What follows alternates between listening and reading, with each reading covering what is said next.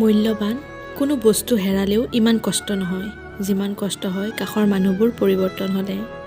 জোৰ কৰি সম্পৰ্ক ধৰি ৰখাৰ কোনো প্ৰয়োজন নাই। যিয়ে থাকিব বিচাৰে সি এনেতেই থাকিব আৰু যিয়ে যাব বিচাৰে সি যাবই। এটা সম্পৰ্ক মাথো গঢ়ি তুলিলেই নহয়, সেইটোৰ মৰ্যাদাটো দিবলৈ শিকিব লগা হয়।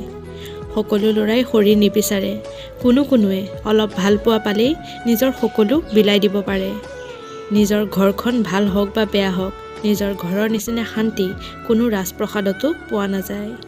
ঘৰত যিমানেই মানুহ নাথাকক কিয়, মা নাথাকিলে ঘৰখন কিবা উদং যেন লাগে। দুটা সময়ত তোমাৰ চৰিত্ৰৰ পৰিচয় পোৱা যায়। প্ৰথমটো হ'ল যেতিয়া তোমাৰ কাষত টকা নাথাকে তেতিয়া তোমাৰ ধৈৰ্য, আৰু দ্বিতীয়টো যেতিয়া তোমাৰ কাষত সকলো থাকে তেতিয়া তোমাৰ ব্যৱহাৰ। জীৱনৰ প্ৰথম কাপোৰটো অন্যৰ হাতেৰে পিন্ধিব লগা হয় আৰু শেষৰ কাপোৰটো পিন্ধিব লগা হয় অন্যৰ হাতেৰে।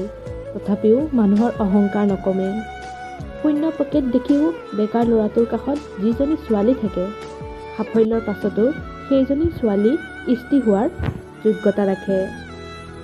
সময় পালে বিচাৰি অনাটো হ'ল দায়িত্ব, আৰু সময় উলিয়াই বিচাৰি অনাটো হ'ল ভালপোৱা। সকলো ল'ৰাই শৰীৰ নিবিচাৰে, কোনোৱে অলপ ভাল পোৱা পালেও নিজৰ সকলোখিনি বিলাই দিব পাৰে। কষ্ট যেতিয়া চকুৰ পানী হৈ বাহিৰ হৈ যায়, তেতিয়া নিজৰ হাত অবিহনে কোনো আপোন নহয়, চকু পানী মুচি দিয়াৰ কাৰণে। অহংকাৰ সেই সকলেই কৰে, যিয়ে হঠাৎ কৰি এনেকুৱা কিছুমান পাই যায় যি পোৱাৰ যোগ্যতা সিহঁতৰ আগতে নাছিল। কাকো দুৰ্বল বুলি মনত নাভাবিবা, মনত ৰাখিবা ৫ টকাৰ কলম কিন্তু ৫ কোটি টকাৰ চেক লিখাৰো কামত লাগে। ভাল লগা 1000 মানুহ থাকিব পাৰে, কিন্তু ভালপোৱা মানুহটো এজনেই হয়। সময় সলনি কৰিবলৈ সময় লাগে, কিন্তু মানুহ সলনি হ'বলৈ সময় নালাগে। ভালে থকাৰ কাৰণে ৰাজপ্ৰসাদৰ প্ৰয়োজন নহয়, মন পচন্দ এটা জীৱন সংগীয়েই যথেষ্ট। অতি সোনকালে খং উঠা মানুহবোৰৰ মনত বহু পৰিমাণে ভালপোৱা থাকে, যি সকলোৱে বুজিবই নোৱাৰে। অস্ত্ৰৰ আঘাত শুকাই যায়, কিন্তু কথাৰ আঘাত নুশুকায়। সেয়েহে কাৰোবাক কিবা কোৱাৰ আগত অলপ ভাবি চিন্তি ক'ব লাগে। সন্মান যদি কৰিব লগা হয় তেনেহ'লে গুণ দেখি কৰা, ধন দেখি নহয়। বিশ্বাস যদি কৰিব লগা হয় নিজৰ ওপৰত কৰা, আনৰ ওপৰত নহয়। চাকৰিটো হৈ গ'লে দেউতাক আৰু কাম কৰিব নিদিওঁ, এই ধৰণৰ সপোন বুকুত লৈ জীয়াই আছে হাজাৰ হাজাৰ মধ্যবিত্ত পৰিয়ালৰ সন্তান। আজিকালি কথা কম ক'লেই বেছি ভাল লাগে, কাৰণ মই জানো কথা বুজি পোৱা মানুহৰ সংখ্যা খুবেই কম, কিন্তু আঘাত কৰা মানুহৰ সংখ্যা বহুত বেছি। কলম যিমানেই দামী নহওক কিয়, ভিতৰত চিয়াহী নাথাকিলে যিমান মূল্যহীন, মানুহ যিমানেই শিক্ষিত নহওক কিয়, মনুষ্যত্ব নাথাকিলে সেই শিক্ষা মূল্যহীন।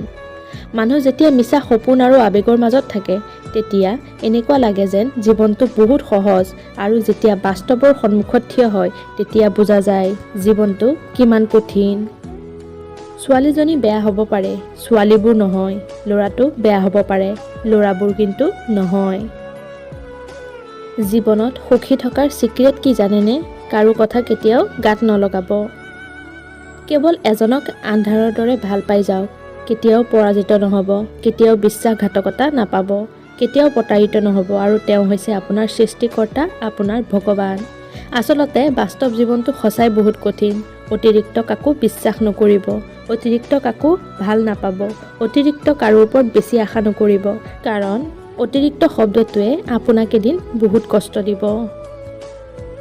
ধন্যবাদ বন্ধু বান্ধৱীসকল, আজিৰ ভিডিঅ'টো ইমানেই। যদি ভিডিঅ'টো ভাল পালে লাইক এটা কৰি শ্বেয়াৰ কৰি দিব, আৰু এনেধৰণৰ ভিডিঅ'ৰ বাবে আমাৰ চেনেলটো ছাবস্ক্ৰাইব কৰি ৰাখিব। আজিলৈ আহিছোঁ, পুনৰ লগ পাম নতুন এটা ভিডিঅ'ৰ সৈতে। ধন্যবাদ।